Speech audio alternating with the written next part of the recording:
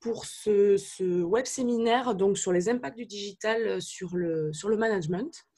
Ce web séminaire donc est réalisé en partenariat avec Trajectoire Tourisme, puisque depuis 2-3 ans, nous réalisons donc des web séminaires en partenariat avec eux. Donc, un mois sur l'autre, c'est Trajectoire Tourisme qui anime des web séminaires. Et puis, le mois d'après, c'est la MONA. Et donc, nous avons souvent des participants des deux régions.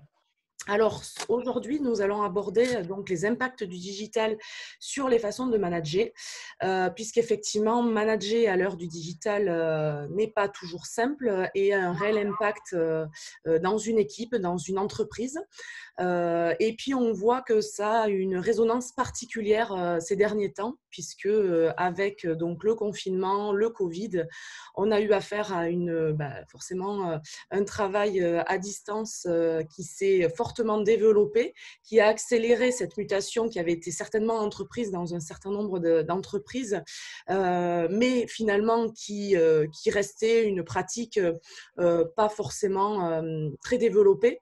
Et finalement, avec ce confinement, il a fallu accélérer les choses, utiliser des outils numériques, être totalement digitalisé dans le travail. Et c'est vrai que finalement, ce web séminaire tombe plutôt à pic dans le contexte actuel. Donc, on va dans un premier temps voir les impacts que peut avoir la digitalisation dans le travail et dans la façon de manager. Et puis ensuite, donc Ghislaine de l'organisme de formation HCOM Humain nous donnera des préconisations autour de cette question. Donc, je vais donc lui laisser la parole à peu près pour une quarantaine de minutes. Si vous avez des questions, vous les posez dans le chat et puis on y répondra à la toute fin. Voilà, je vous invite aussi à couper vos micros pour qu'il n'y ait pas forcément d'interférence quand Ghislaine parle. Voilà, si vous avez la question, vous la posez dans le chat. N'hésitez surtout pas à interagir, à poser toutes les questions que vous souhaitez. Nous vous enverrons l'enregistrement, le support.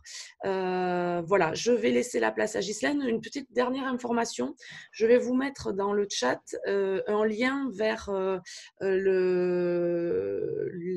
l'ANACT, puisque c'est la semaine de la qualité de vie au travail en ce moment et que vous avez un certain nombre de rencontres, de rendez-vous qui peuvent être intéressants. Ce n'est pas forcément dans le milieu du tourisme, c'est dans d'autres secteurs. Mais voilà, ça peut être intéressant. Je vous mets le lien directement dans le chat de conversation. Voilà, je laisse la place. Bonjour à Dominique qui vient d'arriver. Voilà. Je vous invite à juste couper votre micro pour ne pas faire interférence. Si vous avez des questions, n'hésitez pas à les poser dans le module de conversation. Voilà. Je vous mets le lien ici dans le chat et je laisse la parole donc à Ghislaine pour une quarantaine de minutes. Bonjour à tous, je suis ravie de vous accueillir aujourd'hui dans ce webinaire consacré aux impacts du digital. Pour commencer, je vais me présenter. Je vous laisse dérouler les supports, Laure.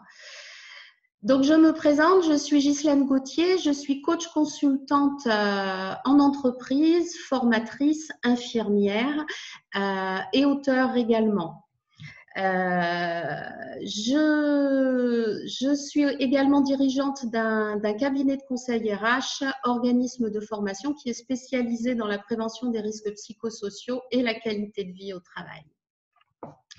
Donc, avant de rentrer dans le vif du sujet, les objectifs de ce webinaire aujourd'hui, c'est de comprendre un peu les impacts du management, et Dieu sait qu'il y en a, de prendre un peu de recul également sur les mécanismes du digital au travail et enfin vous donner quelques clés de compréhension et quelques outils pratiques, plutôt des préconisations pour limiter les effets du digital. Donc, quand on parle de digital, de manager digital, on parle de quoi ? En fait, le management digital, c'est un processus de management qui peut être soit individuel ou collectif, dans lequel on introduit de la technologie pour gagner en efficacité. Donc, un manager digital, c'est un manager qui maîtrise à la fois les compétences de manager, mais qui a également une maîtrise de la technologie et des techniques de management digital, toujours dans un objectif d'accroître la performance de son équipe et donc l'efficacité de toute l'organisation. À quoi ça sert le digital? Parce qu'on en parle beaucoup, mais pourquoi on utilise tout ça? En fait, l'objectif du digital, c'est avant tout d'augmenter ses performances personnelles, mais également les performances de l'entreprise, et donc d'augmenter ses revenus. Ça sert également à gagner de nouveaux clients. Comment? En élargissant sa zone de prospection, mais ça sert aussi à fidéliser sa clientèle. Ça permet aussi de répondre aux besoins du client, de satisfaire son client de façon plus efficiente. Comment? En renseignant sur ce que ces derniers peuvent attendre. Alors, ça regroupe un certain nombre d'outils, le digital. Le premier outil que l'on connaît tous et que l'on a tous, c'est le site institutionnel. C'est notre carte de visite, en gros. Le deuxième outil que l'on utilise également, c'est le marketing direct. Donc, c'est tout ce qui permet l'envoi des communications personnelles. Ça peut être le mail, ça peut être des newsletters également. Et puis, nous avons les outils interactifs. Donc, les outils interactifs, c'est tout ce qui permet à la marque et à ses clients d'établir une communication et de faire des échanges d'informations. Donc, c'est l'utilisation des mobiles ou c'est l'utilisation des forums en ligne. Et enfin, nous avons le marketing digital, là qui est en lien direct avec Internet. Et ça peut être une page Facebook, une page LinkedIn. C'est vraiment l'utilisation des réseaux sociaux. Donc, tous ces outils ont des incidences et des incidences avant de rentrer sur les incidences en lien avec le management pur, on a des objectifs que je pourrais qualifier d'impact globaux. Donc, c'est avant tout un véritable levier pour l'économie, l'utilisation du digital. Pourquoi? Parce qu'il offre l'opportunité d'aller puiser dans des marchés auxquels on n'aurait pas forcément accès de prime abord. Ça permet d'ouvrir les zones d'interaction et donc de développer sa zone de prospection, comme je vous le disais. Et en interne, ça permet surtout d'améliorer la rapidité, de faciliter la gestion en adoptant des techniques favorables à la nature de chaque entreprise. Parce que le digital, même si les outils sont globaux, l'outil s'adapte à la réalité de chaque entreprise. Maintenant, je vous propose de rentrer dans le vif du sujet et les impacts sur le management. Et Dieu sait qu'il y en a des impacts et des impacts sur des incidences auxquelles on ne pense pas forcément. Le premier impact auquel nous avons tous été confrontés, eh bien, ça impacte nos compétences. Au niveau des techniques, l'utilisation du digital nous renvoie aussi, dans un premier temps, à une fracture numérique. Si on est sur une zone de faible couverture, bien évidemment, on ne pourra pas utiliser tous les outils à notre disposition. Ça questionne aussi sur nos capacités à communiquer via les nouveaux médias, utiliser des contenus plus dynamiques et visuels. Et tout ça, ça demande un minimum de formation. Mais ça ne nous questionne pas que sur nos compétences techniques, ça nous questionne aussi sur nos compétences comportementales, parce qu'il a été prouvé par de nombreuses études que l'utilisation du digital peut avoir un impact sur l'humeur ou sur notre capacité de concentration. Souvent, au-delà d'un certain délai d'utilisation, il a été montré que la concentration et nos performances sont diminuées. Ça nous questionne également sur nos capacités à être autonomes. Je ne rentrerai pas dans le détail par rapport à ça parce qu'on va le voir plus loin. En termes de compétences, ça nous questionne également sur nos compétences émotionnelles. Alors, émotionnel, ça veut dire quoi? En fait, nous sommes tous construits de la même façon. Nous sommes régis par des besoins vitaux. Et les besoins vitaux, vous arrivez tous à comprendre quand on parle du besoin de manger pour vivre. Eh bien, il faut intégrer qu'au niveau psychologique, c'est exactement la même chose.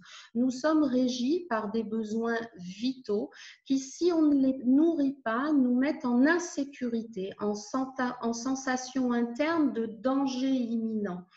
Et l'utilisation du digital, souvent, peut empêcher le fait de nourrir le besoin d'appartenance, par exemple. Parce que si on utilise, on prend l'exemple du télétravail, si on est seul chez soi, on se retrouve isolé, notre besoin d'appartenance peut être impacté et du coup, avoir un impact sur nos émotions. Ça peut entraîner du stress ou de la colère. Et du coup, ces émotions auront également un impact sur notre comportement. Un autre impact très prégnant dans l'utilisation du digital, c'est sur la communication interpersonnelle et les rapports sociaux. Pourquoi? Parce que ça questionne notre capacité à collaborer de façon virtuelle avec les outils. Du coup, on n'utilise plus du tout notre communication verbale. Pardon, c'est pas ça que je veux dire. Notre communication verbale est ce qui domine. Or, nous savons que dans la communication interpersonnelle, nous avons 3 types de communication. Nous avons le verbal, le paraverbal et le non-verbal. Et le verbal ne représente que 7% du message que notre interlocuteur retient. Donc, ça veut dire quoi? Ça veut dire que quand on utilise les outils collaboratifs comme Zoom ou Webex, notre communication est essentiellement centrée sur le verbal. Tous les messages que le non-verbal, à savoir l'attitude corporelle, la posture ou le paraverbal, l'intonation de la voix, les silences que je mets dans mon propos, envoient des informations fondamentales. Eh bien, quand on utilise les outils de visioconférence, nous n'avons pas la totalité de l'information et ça a un impact sur la qualité de la communication. En termes de communication interpersonnelle également, c'est impacté au niveau de la motivation et de la cohésion d'équipe. Comment je fais à distance pour arriver à mobiliser mon équipe et à maintenir cette cohésion? Ça questionne également sur nos émotions, parce que quand on est distancié comme ça, on est beaucoup plus impacté émotionnellement par ses émotions, mais également par les émotions de l'autre. Un autre impact sur le management, c'est sur les valeurs et le sens du travail. Ça veut dire quoi? Qu'est-ce que c'est le sens? Le sens du travail, en fait, c'est la notion d'utilité. Pourquoi je fais cette tâche-là? Et l'utilisation à distance peut faire perdre ce sens. Quel est l'intérêt de mon travail? Ça peut également donner une notion de qualité empêchée. Évidemment que nous sommes limités. Gérer un conflit, par exemple, si je prends ce cas-là, gérer un conflit avec les outils conférences, c'est beaucoup plus difficile que de le gérer en présentiel. Donc, du coup, cette notion de sens et valeur est beaucoup impactée et amène à travailler parfois en désaccord avec ses valeurs professionnelles et personnelles. Et si je reviens sur la notion de besoin, si mon besoin fondamental dans le cadre du travail, c'est ce besoin d'appartenance, le digital peut vraiment me mettre en difficulté. Donc, le premier niveau impacté sera la gestion de mes émotions. Le deuxième niveau impacté sera la qualité de communication avec mes collègues. Et puis, ça continue à monter. Et le troisième niveau impacté sera le sens que je donne au travail. À quoi je sers, en fait, à distance. On l'oublie aussi, un des impacts qui influence énormément notre façon de travailler, c'est l'impact sur le droit. Vous avez tous entendu parler de la RGPD et tout ce que ça implique de mise en place, de stratégie de mettre en place, eh bien, le digital impacte également, pas que sur la liberté d'expression, mais ça impacte aussi sur la notion de responsabilité. Ça questionne réellement sur qui est responsable. Et quand on parle de responsabilité, on parle de responsabilité morale et ou juridique. Ça questionne sur la protection des données de la vie privée, sur la liberté d'expression, quelles limites on pose à tout ça, et ça questionne également sur la protection contre les discriminations.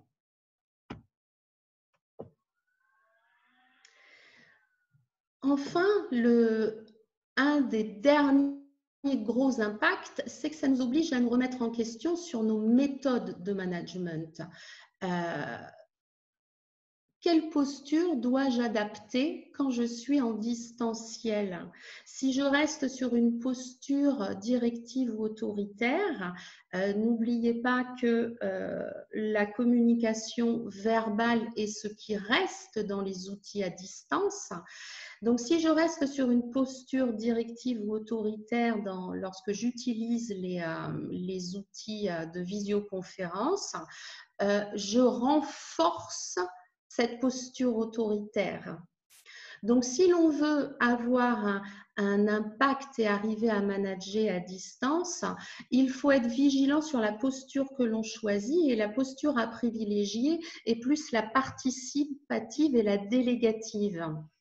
Et évidemment, ça implique des compétences en communication interpersonnelle importantes, avec l'utilisation d'outils de communication pour justement limiter cet impact et gérer plus facilement les émotions de l'autre et ses propres émotions. Et comme je vous le disais tout à l'heure, le management à distance questionne également sur la cohésion d'équipe, mais pas que, ça questionne aussi sur la méthodologie de gestion de projet. Il est évident que la méthodologie est à revoir. Certaines étapes sont à redéfinir avec les outils à distance. Et puis, une fois qu'on a pris tout ça en compte, on se rend compte qu'au final, le digital peut avoir un impact délétère sur la confiance. Et quand on parle de confiance, on parle de la confiance à 3 niveaux.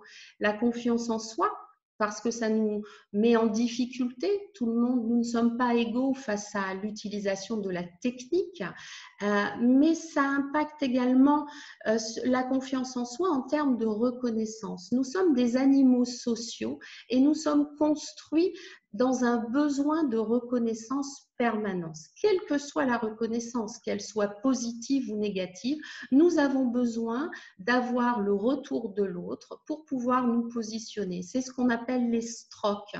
Et si nous n'avons pas de stroke, cela impacte notre confiance en nous. Avec les outils digitaux, les strokes sont diminués, donc la confiance en soi peut être impactée. Mais la confiance aussi en l'organisation peut être impactée. Est-ce que l'entreprise met les meilleurs outils à ma disposition, pardon. Et puis, ça questionne aussi sur la confiance en l'outil. Se pose la question de la fiabilité, de la confidentialité, du respect. On parlait tout à l'heure de la RGPD et de la vie privée. Nous sommes en visuel. Ça questionne également à ce niveau-là. Si je peux résumer tout ce que je viens de vous dire, en résumé, le digital agit sur tous les risques professionnels, les risques psychosociaux. Pour rappel, il existe 6 facteurs de risque principaux, qui sont l'exigence émotionnelle. Donc, l'exigence émotionnelle, ça correspond à des situations de travail où l'on est obligé de gérer ses propres émotions. Je reprends. En fait, il faut que je vous donne un exemple pour comprendre. C'est des situations, par exemple, du personnel d'accueil. Quand vous êtes un hôte d'accueil, vous êtes confronté régulièrement aux incivilités des autres, à l'agressivité d'un client, par exemple. Tout ça vous met dans un état émotionnel particulier. Et donc, cette exigence émotionnelle, au bout d'un certain temps, peut être délétère. L'impact le digital impacte également cette situation. Le deuxième facteur de risque que nous avons, ce sont les rapports sociaux. Les rapports sociaux, ça concerne évidemment le rapport avec la clientèle, mais ça concerne également les rapports avec ses collègues ou avec sa hiérarchie. Ça peut être une situation où vous avez un manager, si on va dans des cas extrêmes, un manager qui peut être harcelant, ou ça peut être des conflits au sein de l'entreprise qui peuvent finir par avoir un impact délétère sur l'individu. L'autonomie, c'est tout ce qui concerne la marge de manœuvre d'un salarié. Chacun a besoin d'une certaine liberté de décision, que ça soit dans l'organisation de son travail ou dans l'heure de ses pauses, par exemple. L'insécurité, le facteur de risque et insécurité concerne toutes les situations de travail qui mettent en danger. Ça peut être un danger réel, si on prend le cas de l'utilisation de produits toxiques sur le travail, mais ça peut être aussi une insécurité supposée ou une insécurité économique et financière. Le conflit de valeurs, on l'a vu tout à l'heure, je vous ai expliqué, ça touche au sens du travail et c'est la perte de sens du travail, ou ça peut être un conflit entre ses valeurs personnelles et ses valeurs professionnelles. Et enfin, l'exigence de travail, c'est tout ce qui concerne, par exemple, des horaires de travail décalés ou une alternance jour-nuit. Ça peut être une charge de travail trop importante par rapport c'est un décalage entre la charge de travail et les moyens mis en place. Voilà. Et en fait, le digital, on se rend compte que lorsque l'on reste sur les facteurs de risque psychosociaux, le digital a un impact sur 5 des 6 facteurs de risque psychosociaux. Donc, c'est vraiment une notion à prendre en compte. Donc, en gros, comment on fait pour diminuer les impacts du digital sur le management? Eh bien, avant tout, comme je vous l'expliquais tout à l'heure, il faut prendre en compte la posture et bien choisir sa posture en fonction de la situation et de l'outil qu'on utilise. Il faut également avoir connaissance des 9 compétences que l'on attend chez un manager digital, au-delà de la posture. Donc, les 9 compétences, c'est avant tout savoir changer de posture dans le rôle du manager digital, parce que vous n'allez pas mobiliser les mêmes choses. Comme je vous disais tout à l'heure, si vous restez sur un mode directif ou autoritaire, en visioconférence, cet aspect-là sera potentialisé et vous n'arriverez pas à mobiliser votre équipe. Il faut au contraire axer sur l'aspect collaboratif, sur la confiance que l'on a en son équipe. La deuxième compétence importante, c'est être factuel. Plus vous serez précis et synthétique, meilleure sera l'efficacité. Et l'efficacité en communication, communiquer efficacement. Ça veut dire quoi communiquer efficacement? Ça veut dire être capable d'adapter sa posture, mais d'adapter sa posture au contexte, mais aussi à l'individu. En fonction de la personne que vous avez en face de vous, votre posture diffère quelque peu.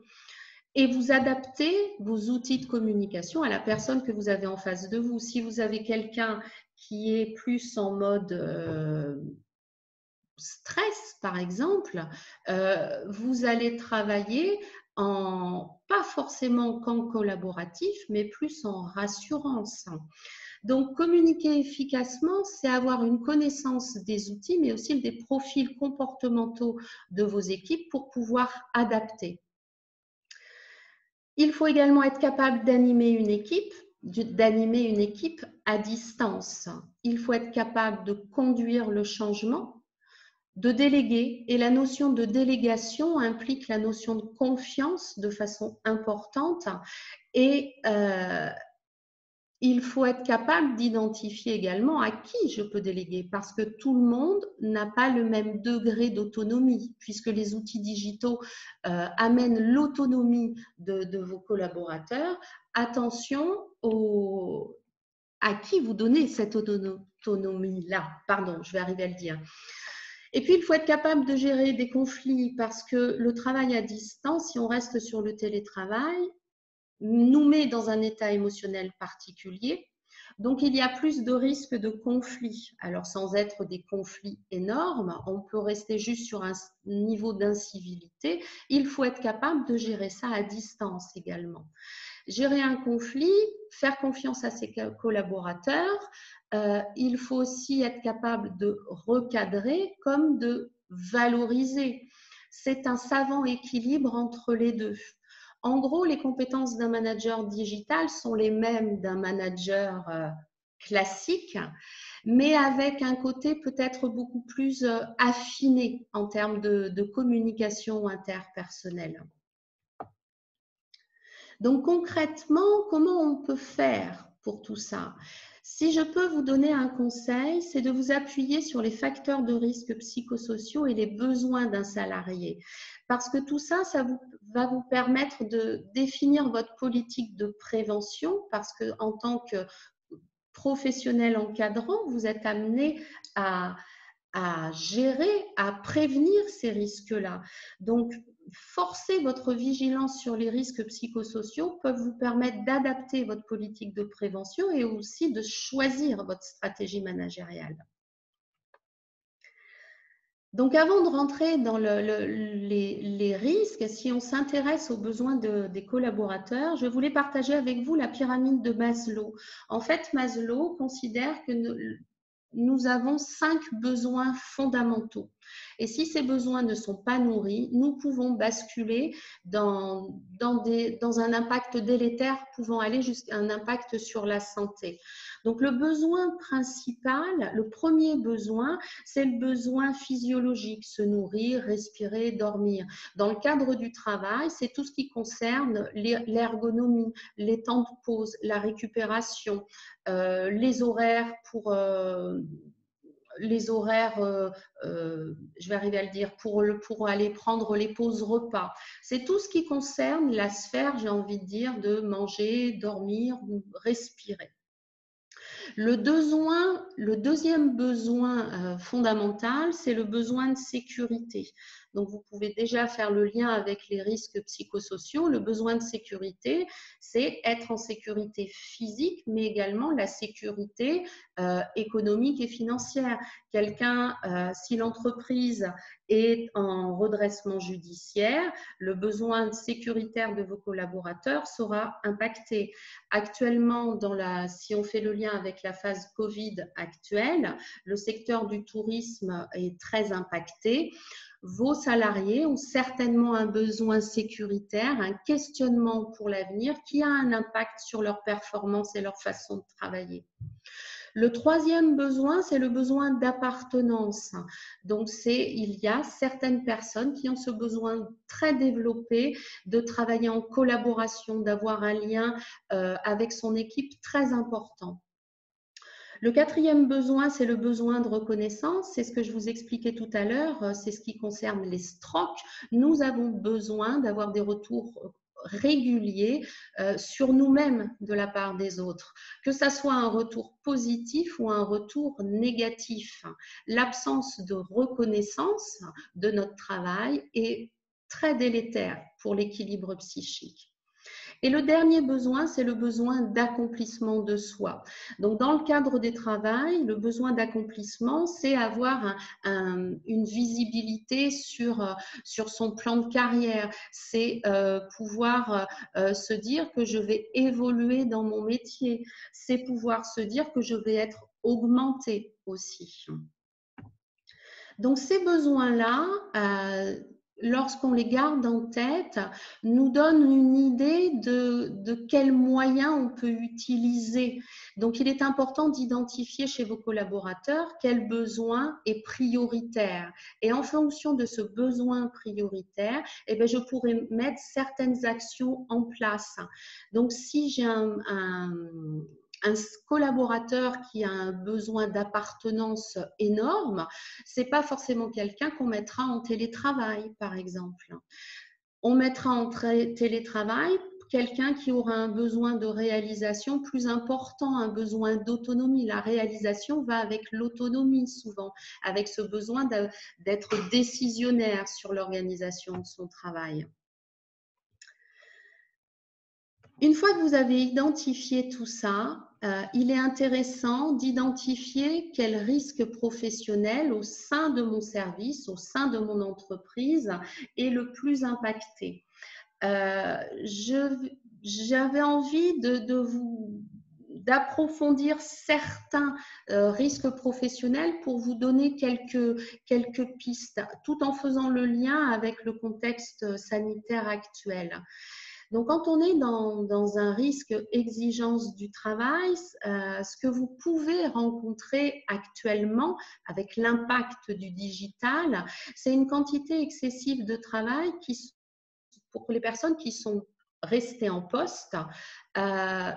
Pourquoi? Parce qu'il y a moins de monde justement en poste et le sentiment que ceux qui sont en télétravail, sont moins occupés.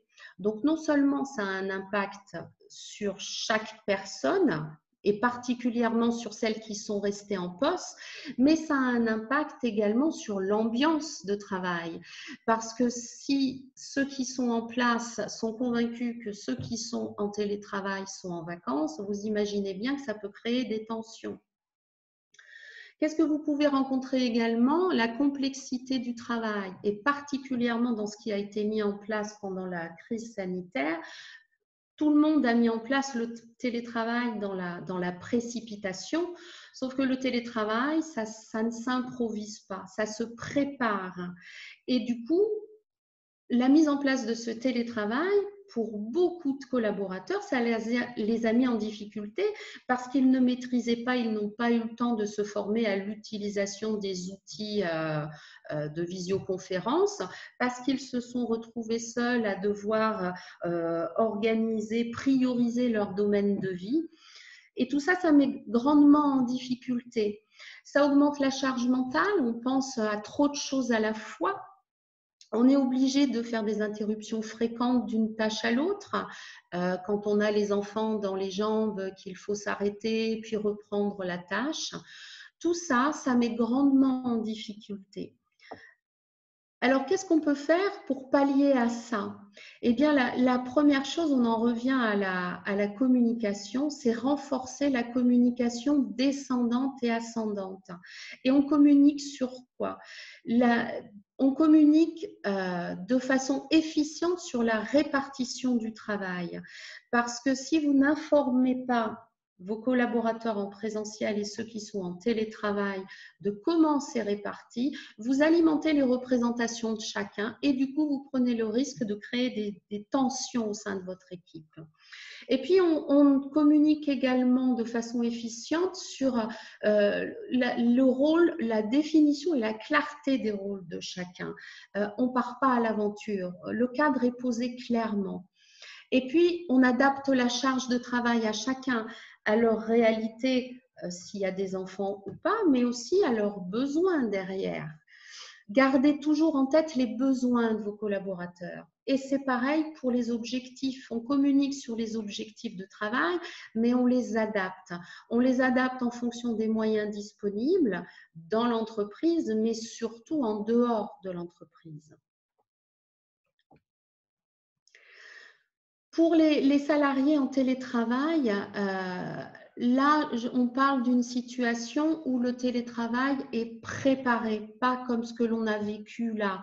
Bien évidemment, il faut mettre à disposition le matériel nécessaire, mais on oublie souvent qu'il faut aussi penser à une assistance technique, parce que nous le savons tous, le digital, c'est bien quand ça marche, et quand ça marche pas et qu'on se retrouve seul chez soi, sans savoir sur qui s'appuyer, c'est pas facile à gérer. Et puis, il faut définir des règles claires en ce qui concerne l'aménagement du poste de travail. Il faut accompagner ses collaborateurs à organiser cet espace de travail, que ça soit dans un lieu indépendant du lieu de vie ou que ça soit dans un lieu de vie, mais délimité. Et puis, on accompagne son collaborateur également à prioriser, à organiser, il faut penser au droit à la déconnexion. Vous devez également poser avec vos collaborateurs les pauses. Euh, Ça paraît être du bon sens, mais on a tous tendance, quand on est à la maison, eh bien, il n'y a plus d'horaire. Si on a eu les enfants entre midi, l'après-midi dans les jambes, eh ben, on prendra l'ordinateur le soir et puis on travaillera plus tard. Il est important de formaliser le cadre de travail à la maison. Et puis, bien évidemment, il faut s'assurer d'un contact régulier et de définir les moyens de rencontre, qu'elles soient individuelles ou collectives. Il faut vraiment planifier tous ces moments-là. Le deuxième facteur de risque que j'avais envie de partager avec vous, c'est les rapports sociaux, donc tout ce qui concerne les sentiments d'injustice. Peut-être que certains collaborateurs ont le sentiment d'avoir été punis s'ils restent à la maison sur le lieu de travail alors qu'ils auraient préféré être en télétravail, par exemple. Tout ça, ça peut entraîner des dégradations et également la communication entre hiérarchie et salariés. Nous sommes tous impactés émotionnellement, si je reste sur le contexte actuel, que l'on en ait conscience ou pas. Et d'autant que quand on est dirigeant ou qu'on a une fonction d'encadrant, les normes, les règles à appliquer évoluent tous les jours. Et on a parfois tendance à en informer nos collaborateurs ou à mal les informer. Et du coup, ce défaut de communication ou cette communication dysfonctionnante peut avoir un impact sur le rapport hiérarchique et créer des tensions. Donc, en préconisation, on en revient encore à la communication. Expliquer clairement les nouvelles règles, même si elles changent tous les jours ou toutes les demi-journées, il est important de prendre ce temps, plus ou moins long, pour expliquer tout ça. Et puis, il faut favoriser le maintien du dialogue social en termes d'information. Pardon. Il faut prévoir dans votre stratégie des temps où vous transmettez juste les informations. Et puis, il faut penser à valoriser ceux qui sont restés en place, mais également ceux qui sont en télétravail. Il faut axer son propos sur une juste reconnaissance, que ça soit pour ceux en poste ou que ça soit pour ceux qui sont en télétravail. Encourager et remercier. Sans oublier de recadrer, bien évidemment, s'il y a des dysfonctionnements identifiés. Et puis, il faut veiller à l'équité et à la lutte contre toute forme d'injustice. Bien évidemment, en garantissant le soutien social pour tous les salariés, mais également en se montrant disponible, à l'écoute des besoins, rassurant, en communiquant régulièrement sur l'évolution de la situation. Et puis, il faut mettre en place également une stratégie d'échange et de soutien, mais là, directement entre collègues, en s'appuyant sur des outils collaboratifs, et puis sans oublier peut-être de définir une charte de bonnes pratiques. Souvent, quand on arrive en visioconférence, eh bien, on a la tête qui tourne, on regarde pas forcément l'ordinateur, on ne crée pas le lien avec son collaborateur ou tout simplement on ne dit pas bonjour ou au revoir, on se déconnecte, on va, on vient, sans respecter les règles de politesse. Eh bien, établir une charte de bonnes pratiques, ça peut être aussi un moyen de limiter l'impact sur les rapports sociaux. Je vois l'heure qui tourne. Je vous propose, on ne va pas visiter tous les risques psychosociaux. Je vous propose de traiter le dernier, c'est les conflits de valeurs, parce que c'est celui qui est vraiment le plus impacté avec le digital. Qu'est-ce que vous rencontrez aujourd'hui en situation? Eh bien, la première chose, c'est la qualité empêchée. C'est effectuer un travail que l'on ne considère plus de qualité ou qui n'a rien à voir avec nos prérogatives. Si je prends l'exemple, j'ai accompagné il y a quelques jours un chef de projet informatique qui, pendant la crise Covid, vous imaginez bien que tous les projets sont à l'arrêt, donc il a été changé de poste et il se retrouve à distribuer des tablettes et à connecter, à expliquer à chacun comment fonctionne une tablette, comment se connecter aux outils collaboratifs. Eh bien, cette personne est en grande souffrance parce que du coup, elle se demande vraiment à quoi elle sert. Elle ne trouve plus aucun sens à son travail. Voilà, on est effectivement obligé dans des situations comme aujourd'hui de redéfinir les tâches de chacun, mais il faut bien garder à l'esprit qu'il faut accompagner ses collaborateurs lorsqu'ils changent de mission et que ces missions n'ont rien à voir avec ces missions habituelles. Parce que du coup, vous travaillez sinon à le démotiver et il sera de moins en moins efficient. On peut retrouver dans les conflits de valeurs aussi actuellement des conflits éthiques, c'est-à-dire travailler d'une façon qui vient heurter sa conscience professionnelle. Exemple, poursuivre son travail sans moyen de prévention mis à la disposition dans son lieu de travail.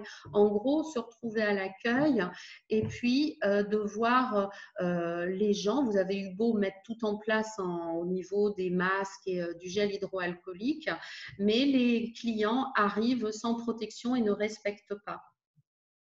Ça peut être également des employeurs qui craignent de devoir prendre des mesures vis-à-vis de l'emploi de leurs salariés, parce qu'on parle beaucoup des salariés, des collaborateurs, mais on oublie aussi le chef d'entreprise qui lui aussi se retrouve en difficulté, heurté dans ses valeurs, et du coup, est-ce qu'il va pouvoir pérenniser tous les emplois et qu'est-ce qu'il met en place pour préserver tout ça? Donc, quelques préconisations que je voulais partager avec vous. Eh bien, on en revient encore à la communication. Expliquer et mettre au centre des débats les questions de l'utilité et du sens du travail et de la qualité du travail. Il est fondamental de questionner régulièrement vos collaborateurs sur comment ils se sentent dans leur travail. C'est aussi permettre un échange à partir des questions suivantes. Dans le contexte actuel, quel serait pour vous un travail de qualité? Comment faire face et s'adapter à une situation exceptionnelle? En questionnant vos collaborateurs de cette façon-là, vous êtes dans une posture collaborative où vous impliquez votre collaborateur à la prise de décision, puisque la décision finale, c'est vous. Mais vous l'impliquez, vous le questionnez, vous êtes dans l'intérêt sur lui-même, donc vous rassurez son besoin de reconnaissance et vous l'aidez à se projeter dans l'avenir. Vous co-construisez ensemble une solution pour ne pas qu'elle soit délétère pour lui. Il faut également être capable d'identifier les difficultés et de mettre en place des ressources suffisantes. Modifier l'organisation, modifier les ressources humaines, admettre que si j'ai mis un collaborateur dans une situation et si c'est trop délétère pour lui, il faut être capable d'accepter de modifier tout ça. Parfois, on se rend compte des difficultés qu'une fois qu'on est face à ça. Et vos collaborateurs, c'est la même chose. Donc, ne pas hésiter à remodifier les choses. Et avant de décider des mesures importantes, eh bien, questionnez vos collaborateurs et gardez bien à l'écoute tout ce qu'ils peuvent vous faire remonter du terrain. Et utilisez des temps peut-être de brainstorming avec eux pour arriver à trouver les solutions. Je vous propose, vu que vous aurez les supports théoriques, je ne vais pas approfondir les autres risques. Vous avez quelques préconisations. Je voulais juste vous partager un slide pour vous montrer comment motiver une équipe. Et ça a d'autant plus d'incidence quand on est dans l'utilisation du digital. Cette étude montre qu'en fait, ce qui motive le plus une équipe, c'est le sens et l'utilité de sa mission. En deuxième position viennent la qualité des interactions avec mes collègues. Donc, vous voyez donc l'importance de la communication, quelle que soit la stratégie que vous utilisez. Vous devez miser sur la communication. Mais la communication ne suffit pas. En fait, si vous voulez arriver à gérer la transition digitale efficacement, vous devez vous appuyer à la fois sur des compétences en communication, mais également sur la pratique managériale et sur la posture que vous choisissez.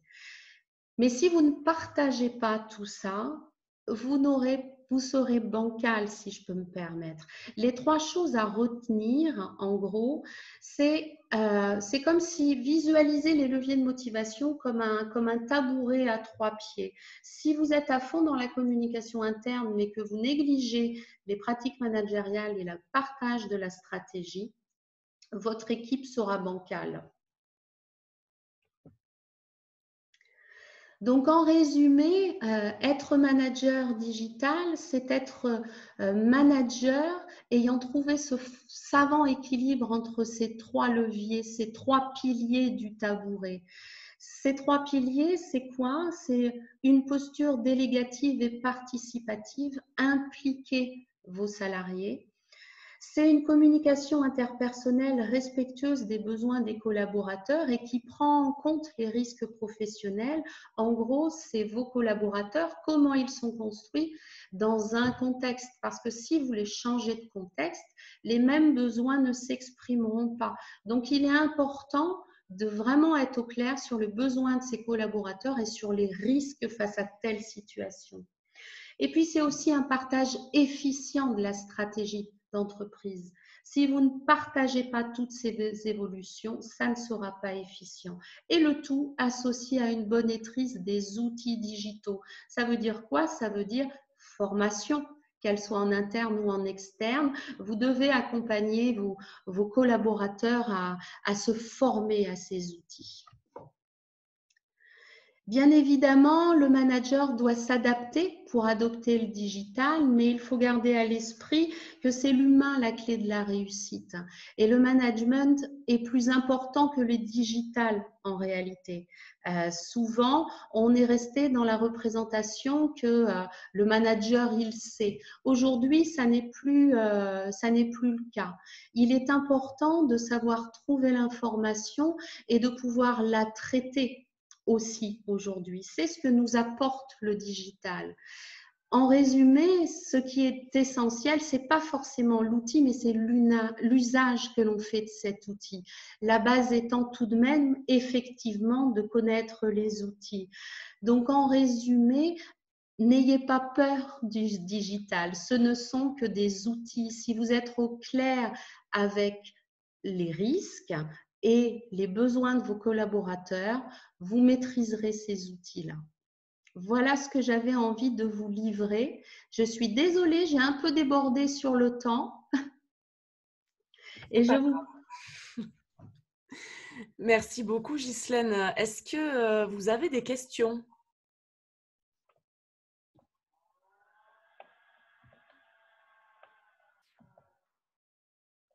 Non, pas vraiment de questions. Profitez-en. Des interrogations? Annelise qui nous dit que c'était super clair. Merci. D'autres remarques, d'autres questions? Profitez-en tant que donc Ghislaine est là. Merci, c'était très bien, nous dit Dominique. Vous recevrez tout, hein, de toute façon, le support, comme ça vous pourrez explorer les deux derniers risques psychosociaux qui n'ont pas été évoqués, l'insécurité et je ne sais plus. Exigence émotionnelle. Et l'exigence émotionnelle, voilà.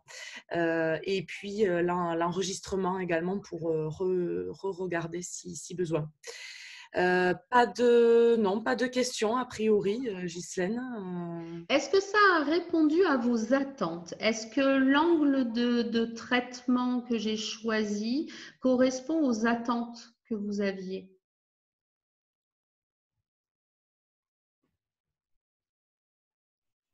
Un petit pouce pour celles qui ont la caméra ou Oui, un petit pouce. Il y a Sandrine qui dit comment alerter nos directions si celles-ci ne sont pas à l'écoute. Ça, c'est une bonne question. Vous avez forcé l'écoute, j'ai envie de dire. Si votre dire, appuyez-vous, non, on va reprendre. Appuyez-vous sur du factuel. Quelle est l'information que vous voulez transmettre? Euh, et appuyez-vous sur du factuel. Partez. En fait, c'est les bases de la communication non violente. Si l'autre n'est pas à l'écoute, est-ce que c'est le bon moment que vous avez choisi? Parce que l'autre n'est pas forcément disponible au moment où vous avez envie de transmettre l'information. Prenez un rendez-vous avec lui en lui donnant le thème de ce que vous voulez livrer. Ensuite, appuyez-vous sur la communication non violente. Je ne sais pas si vous connaissez les 4 étapes de la communication non violente. Donc, on part toujours du contexte, du factuel, parce qu'il faut être d'accord sur quoi on parle. La deuxième étape, c'est exprimer son sentiment ou son état émotionnel. Telle situation me met dans tel état. La troisième étape, c'est la demande. Vous ne pouvez faire la demande que si les étapes précédentes ont bien été validées par votre interlocuteur. Parce que souvent, on ne parle pas de la même chose, d'où l'importance de faire valider. Moi, je veux parler de telle situation. Vous êtes d'accord? On est bien sur la même situation? Ok. Bon, eh bien, telle situation me met dans tel état. Vous exprimez vos émotions, mais il faut aussi laisser la place à l'autre. L'autre doit avoir le même temps. Si ces étapes-là ne sont pas validées, vous n'arriverez pas à la demande et à la solution. Parce que je ne trouve pas mon mot. La communication non violente, c'est une méthode qui vous permet de co-construire une solution ensemble, mais en respectant ces étapes. Donc, posez-vous la question, est-ce que ça a été retransmis au bon moment? S'il ne veut pas entendre, c'est qu'il n'est pas disponible. Deuxième question, est-ce que je respecte ces 4 étapes? Il ne s'agit pas de renvoyer à son interlocuteur vous ne m'écoutez pas ou vous ne comprenez pas ce que vous voulez que je vous dise. Repartez toujours de la situation si l'autre n'entend pas. Au bout d'un moment, l'autre va se caler sur le même niveau que vous. Après, peut-être que votre message n'est pas suffisamment clair. Pour qu'il soit clair, partez sur des faits, toujours, et préparez à ce que vous voulez livrer aussi. Voilà ce que je pourrais dire. Merci Ghislaine. Dominique qui nous dit le problème aujourd'hui pour moi est de retrouver de l'énergie car ce système en fait est assez épuisant et elle pense que son sentiment d'appartenance est très fort justement, le besoin d'appartenance. Voilà. C'est bien de pouvoir l'identifier déjà quand on sait ce dont on a besoin pour justement ensuite aller voir son manager et exprimer en fait ce besoin en fait. Alors, la première chose, c'est effectivement de l'identifier et c'est très bien que vous l'ayez identifié. Après, n'oubliez pas aussi que ça a un impact physiologique sur nous, l'utilisation de ces outils. Posez-vous la question avant de faire remonter à votre interlocuteur de votre organisation et est-ce que je me donne des temps de pause réguliers? Est-ce que j'arrive à prioriser mes domaines de vie et à bien les définir? De telle heure à telle heure, je suis sur le digital et de telle heure à telle heure, je fais une pause. Astreignez-vous à planifier et organiser votre travail. Si vos domaines de vie sont et que votre organisation est calée, si vous faites des pauses régulières, on appelle ça le droit à la déconnexion, qui est beaucoup plus important chez soi que sur son lieu de travail. Si malgré ça, votre énergie est toujours impactée, le besoin d'appartenance dans le travail, s'il ne peut pas être nourri dans le contexte actuel, il y a d'autres façons de le nourrir. Vous pouvez peut-être le nourrir en allant manger avec des collègues ou, puisqu'aujourd'hui on est sorti du déconfinement, ou en multipliant des moments amicaux ou familiaux. Ne restez pas focus sur la situation de travail et ce qu'elle ne vous apporte pas. Il y a peut-être un élargissement de focus et de voir comment vous pouvez nourrir autrement ce besoin d'appartenance. Mais questionnez-vous d'abord sur votre organisation de vie au travail. Merci Ghislaine. Est-ce que vous avez d'autres questions? Dominique nous fait un petit pouce pour dire merci, je pense. Merci à vous. Et un petit applaudissement aussi de la part de Sophie. Voilà. D'autres questions, d'autres remarques avant que l'on se quitte? A priori, non. Donc, écoutez, nous vous remercions pour votre participation. On vous enverra donc tous les éléments et puis nous vous souhaitons une bonne journée et à très vite. Merci à vous. Au revoir. Merci. Au revoir. Merci.